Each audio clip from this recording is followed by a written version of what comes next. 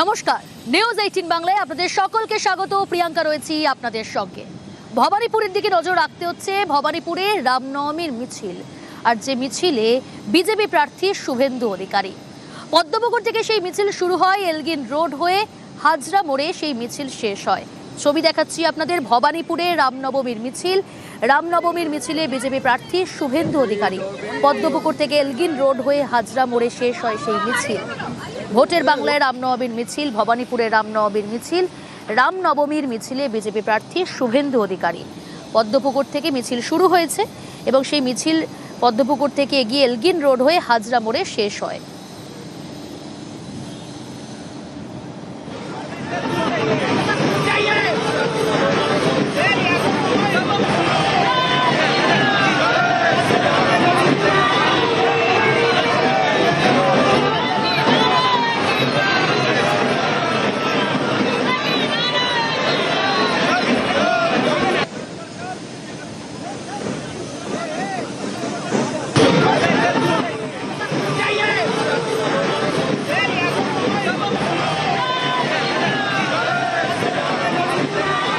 ভবানীপুরে রামনবমীর মিছিলে তোপ শুভেন্দু অধিকারী। রামনবমীতে অনুপ্রবেশকারীদের বের করা উচিত বলে মন্তব্য। দেশ বিরোধী শক্তির বিনাশের বার্তা শুভেন্দু অধিকারী।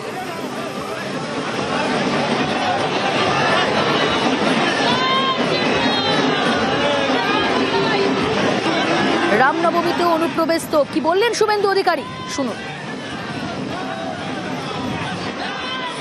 सुशासन, नारी सुरक्षा, बेरोजगारी खत्म होना चाहिए, घुसपैठिया भगाना चाहिए। जो जंगी है देश विरोधी ताकत, उनका विनाश होना चाहिए। राम विरोधी की वो विनाश होना चाहिए। দেশ বিরোধী শক্তির বিনাশের বার্তা শুভেন্দু অধিকারীর। অনুপ্রবেশকারীদের বের করা উচিত বলে মন্তব্য। এই মুহূর্তে টেলিফোন লাইনে যোগাযোগ করতে পেরেছি তৃণমূল মুখপাত্র অরূপ চক্রবর্তীর সঙ্গে। অরূপ দা, নিউজ 18 বাংলায় আপনাকে স্বাগত জানাই। শুভেন্দু অধিকারী বলছেন অনুপ্রবেশকারীদের বের করে দেওয়া উচিত। দেশ বিরোধী শক্তির বিনাশের বার্তা রামনবমীর মিছিল থেকে শুভেন্দু অধিকারী, কি বলবেন? শুভেন্দু অধিকারী যে কথাগুলো বলছেন, এগুলো বিজেপির হয়ে বলছেন না বিজেপির বিরুদ্ধে বলছেন, সেটাই তো বোঝা যাচ্ছে না। কারণ যে অনুপ্রবেশকারী গল্প শুনে এসছে, তার যত এসআইআর একজন অনুপ্রবেশকারী তো পাওয়া যায়নি এখনো অব্দি। রোহিঙ্গা এই এসআইআর এর ফলে যে লিস্ট পাবলিশ হয়েছে, একটা রোহিঙ্গাকেও নির্বাচন কমিশন দেখাতে পারে। উল্টে সাধারণ মানুষের বৈধ নাগরিকের নাম বাদ দিয়ে দিয়েছে।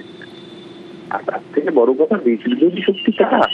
যাদের জন্য দেশে রোজ টাকার দাম পড়ছে, ডলারের দাম বাড়ছে, টাকার দাম পড়ছে। দেশ বিরোধী শক্তি কারা? যারা দেশের মানুষকে রান্নার গ্যাসের নিরাপত্তা দিতে পারছে না। দেশ বিরোধী শক্তি কারা? যারা আমেরিকার সামনে মাথা নত করছে, আমেরিকার চাপে রাশিয়া থেকে তেল কেনা বন্ধ করে এখন আবার রাশিয়া থেকে তেল কেনা অ্যালাউ করছে। দেশ বিরোধী শক্তি কারা? যারা দেশের অর্থনীতিকে সর্বশান্ত করেছে। ঠিকই বলেছে শুভেন্দু অধিকারী, এই দেশ বিরোধী শক্তি বিজেপিকে বাতিল করবে 2029 অব্দি দিতে হবে না, তার আগেই কেন্দ্রের সরকার বাতিলের দিকে যাবে এবং সেটা নিশ্চিত করবে এই দেশের মানুষ। আর শুভেন্দুর মতন নেতা যত থাকবে বিজেপিতে, তত বেশি করে বাংলার মানুষ বিজেপি বিরোধী শক্তিকেই বেছে নেবে। ধন্যবাদ।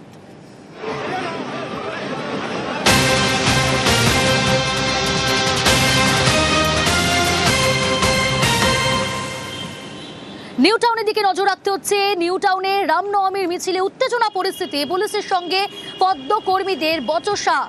তার কারণ, পুলিশের তরফ থেকে বাধা দেওয়া হয়। অভিযোগ উঠছে যে অস্ত্র হাতে মিছিল, যেখানে নিষেধ ছিল, নিষেধ সত্ত্বেও অস্ত্র হাতে মিছিলের অভিযোগ।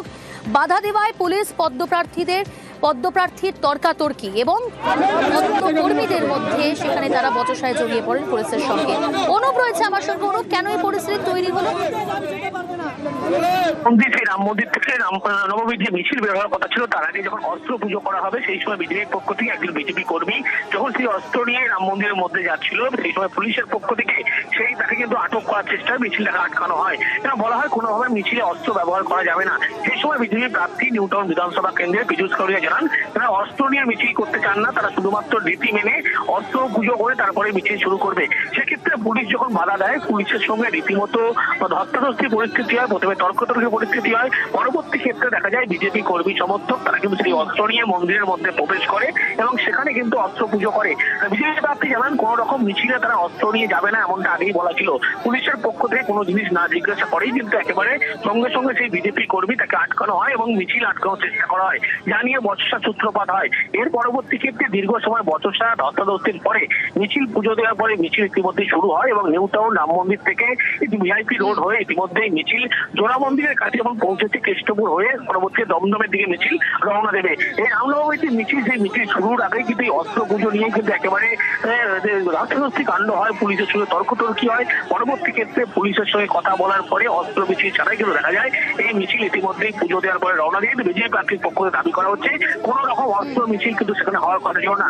রীতি মেনে শুধুমাত্র অস্ত্র পুজো করে তারা কিন্তু এই মিছিল নিয়ে রওনা দিত, কিন্তু পুলিশের পক্ষ থেকে বাধা দেওয়া হয়, তারপরে এই বচসার সূত্রপাত হয়। বেশ,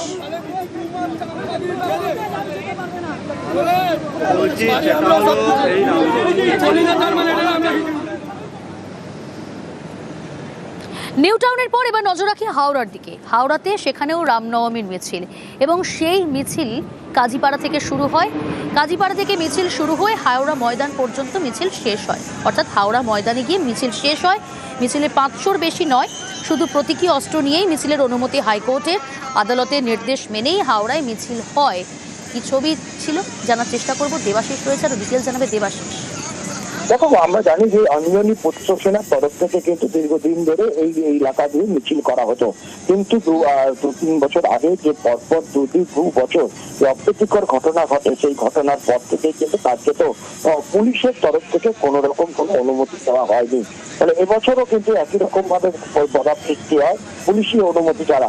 পরবর্তীকালে উচ্চ আদালতের দ্বারস্থ হয় অঞ্জনী পুত্র সেনা বা এই মিছিল যারা তৈরি করেছে বা মিছিল যারা করছেন তাদের তরফ থেকে।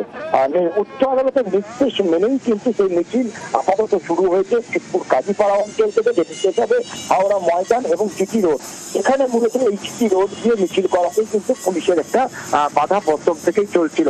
সেই বাধা কিন্তু তারা উত্তীর্ণ হয় উচ্চ আদালতের নির্দেশে। তবে এই উচ্চ আদালতের নির্দেশ যেখানে 500 জনের বেশি সেই মিছিলে অংশগ্রহণ করতে পারবেন না, প্রত্যেককে মিছিলে ব্যাগ ঝোলাতে হবে, সেই ব্যাগ ঝুলিয়েই তারা কিন্তু মিছিলে থাকতে পারবে।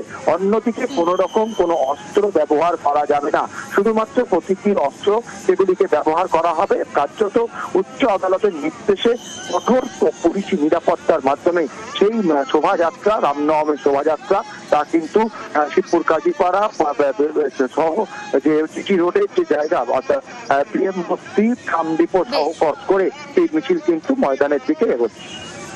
বেশ,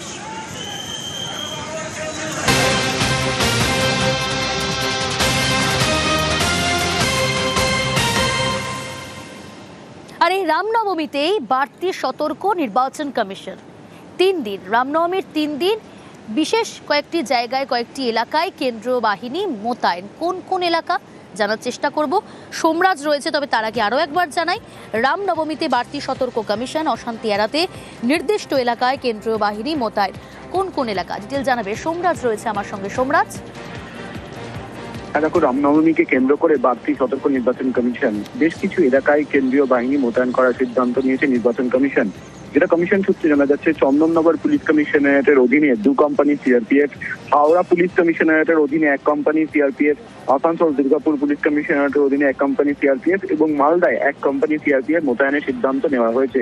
মূলত অতীত অভিজ্ঞতা এবং রামনবমীকে কেন্দ্র করে এই এলাকাগুলিতে অশান্তি হতে পারে সেই আশঙ্কায় এই সিআরপিএফ মোতায়েন করা হয়েছে। রামনবমী মিছিল চলাকালীন সময় মূলত সিআরপিএফও থাকবে, যাতে কোনো রকম অশান্তির পরিস্থিতি তৈরি না হয়। রামনবমীর মিছিলকে কেন্দ্র করে আগামী 3 দিন অর্থাৎ আজ, কাল, পরশু, আগামী 3 দিন এই কেন্দ্রীয় বাহিনী মোতায়েন করা হবে। তেমনটাই নির্বাচন কমিশনের সঙ্গে রাজ্য পুলিশ ও কেন্দ্রীয় বাহিনীর যে বৈঠক হয়েছে, সেই বৈঠকের পরে এই সিদ্ধান্ত নেওয়া হয়েছে। ইতিমধ্যেই এই পুলিশ জেলাগুলিতে কেন্দ্রীয় বাহিনী মোতায়েন করা হয়েছে বলে কমিশন সূত্রে খবর। বেশ,